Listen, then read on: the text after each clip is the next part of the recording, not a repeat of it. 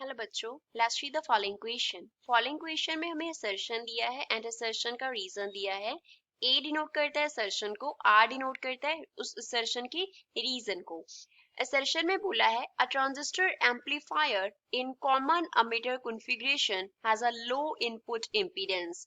जो transistor amplifier की अगर हम बात करें तो कॉमन एमिटर कॉन्फ़िगरेशन में उसका इनपुट इम्पीडेंस क्या होता है? लो होता है। रीजन में बोला है the base to emitter region is forward bias. Base to emitter region जो होता है first region that is forward bias.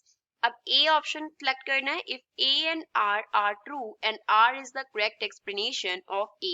B if both A and R are true but R is not the correct explanation of A. C if A is true but R is false. D if A is false but R is true. And E if both A and R are false. So first of all, we will talk about the key concept used in the question. इस question में क्या key concept use हो रहा है? अब यहाँ पे common emitter की बात हो रही है। common emitter configuration of transistor amplifier. configuration common emitter configuration जो है उसमें जो emitter है वो क्या होता है? हमारे पास इनपुट एंड आउटपुट दोनों रीजन में कॉमन होता है। Input and output both regions में क्या होता है? कॉमन होता है। अब पहले हम ट्रांजिस्टर एम्पलीफायर को with the help of a diagram understand कर लेते हैं। अब पहले हम एक एनपीएन ट्रांजिस्टर कंसिडर कर लेते हैं। एनपीएन ट्रांजिस्टर, एनपीएन ट्रांजिस्टर का पहले सिंबल बनाते हैं। ये हमारे पास बेस के लिए सिंबल हो गया, ये कलेक्टर के लिए, ये एमिटर के लिए। इसके राउंड एक हमारे पास क्या होता है? सर्कल होता है ऐसे। तो बेस का टर्मिनल हम ऐसे निकाल देते हैं। ये नीचे हमारे पास एमिटर है। एनपीएन को शो करने के लिए एमिटर में ऐसे फॉरवर्ड आउटवर्ड डायरेक्शन में हमारे पास एरो होता है करंट का डायरेक्शन शो करता हुआ। ऊपर ये कलेक्टर हो गया एंड ये कौन सा रीजन है? बेस है। अब ये एनपीएन है, इसको फॉरवर्ड बायस करना है। पहले तो हम यहाँ पे एनपीएन ट्रांजिस्टर को एज एन एम्पलीफायर यूज कर रहे हैं। तो हम इनपुट में क्या देंगे? एसी करंट देंगे। तो यहाँ पे इनपुट में हमने ये एसी करंट दे दिया। तो जो बैटरी हम यहाँ पे अटैच करते हैं इनपुट सर्किट में वो ऐसे करेंगे, इस तरीके से। Positive terminal will be attach to the base and negative terminal will be attach to the emitter. Emitter क्या है? एन टाइप है, तो एन नेगेटिव के साथ अटैच हो गया। बेस क्या है? पी टाइप है, एन पी। कलेक्टर क्या हो गया? एन हो गया, एनपीएन। तो बेस पी टाइप है, तो पी टाइप को हमने अटैच किया है बैटरी के पॉजिटिव टर्मिनल के साथ। तो बेस को पॉजिटिव के साथ, एमिटर को नेगेटिव के साथ, विच मीन्स ये वाला रीजन जो है वो क्या है हमारे पास?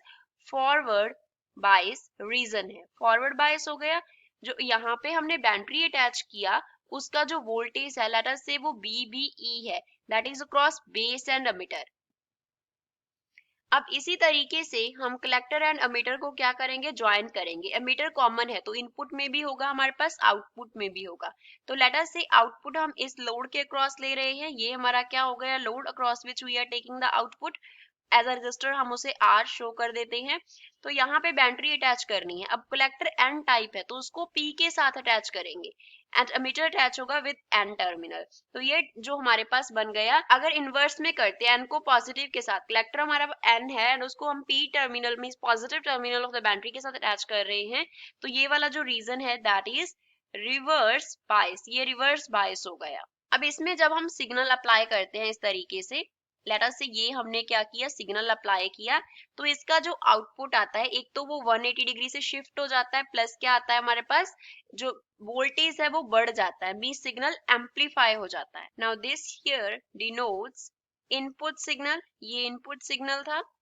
And this here denotes output signal, ये डिनोट करता है आउटपुट सिग्नल को। बेस के क्रॉस जो करंट फ्लो करेगा वो ऐसे फ्लो करेगा एंड उसका वैल्यू लेट अस से IB है। तो इनपुट सर्किट का इम्पीडेंस कितना होगा?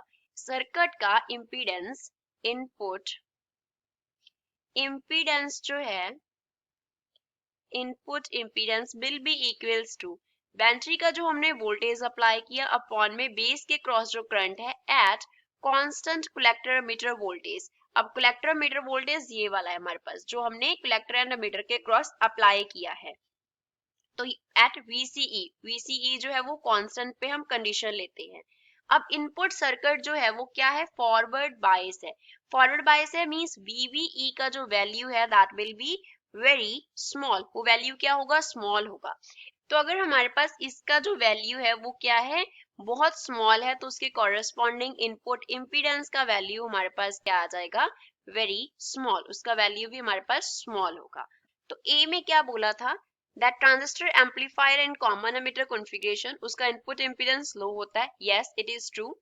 Base to emitter region forward bias होता है, yes it is true, and this is the reason that why transistor amplifier and common emitter configuration has a low input impedance।